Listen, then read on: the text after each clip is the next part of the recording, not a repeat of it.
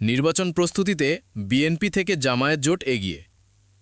আসন্ন ত্রয়োদশ জাতীয় সংসদ নির্বাচনের প্রস্তুতিতে বিএনপির জোট থেকে জামায়াতে ইসলামী ও জাতীয় নাগরিক পার্টির এনসিপি এর জোট অনেক এগিয়ে বলে দাবি করেছেন ঢাকা ১১ আসনের প্রার্থী ও এনসিপি এর আহ্বায়ক নাহিদ ইসলাম।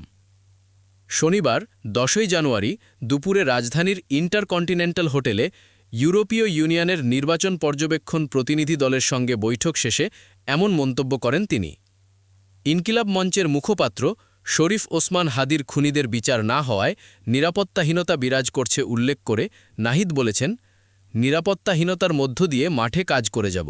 নির্বাচনী প্রস্তুতিতে আমি বলবো, বিএনপির জোট থেকে জামায়াত ও এনসিপি এর জোট অনেকখানি এগিয়ে।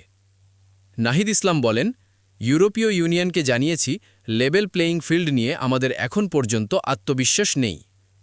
একটি বিশেষ দলকে সুবিধাকে করে দিতে সিগন্যালিং করা হচ্ছে বলে অভিযোগ করে তিনি বলেন, ঋণ খেলাপি থাকা অনেকের মনোনয়ন বৈধ ঘোষণা করা হয়েছে।